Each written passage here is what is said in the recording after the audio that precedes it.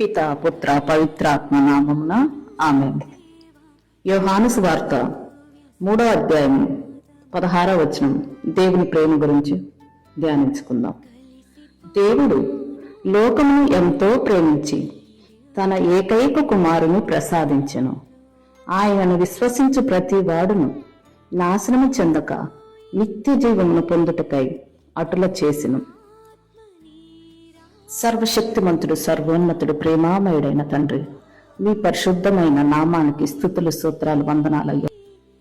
మమ్మందరిని కూడా తండ్రి, మీ విడలమైన మమ్మందరిని తండ్రి ఎంతో ప్రేమించి మీ పోలికతో జీవమును ఊపిరిని దయచేసి మమ్మందరిని కూడా సృష్టించినందుకు మీకే స్తుతులు స్తోత్రాలు తండ్రి. మేమందరం కూడా తండ్రి నిత్య జీవం పొందుటకు పాపమును విడనాడి తండ్రి మీ వైపు మరలి మిమ్మే ప్రేమించి సేవించి అటు వెనుక మోక్ష భాగ్యంను పొంది గొప్ప భాగ్యాన్ని మా అందరికి దయచేయమని ఈ విన్నపములను మా నాథుడును మీ కుమారుడైన యేసయ్య తండ్రి పరిశుద్ధ నామంలో అడిగి వేడుకొని పొందుకొనిచున్నాము తండ్రి. ఆమేన్.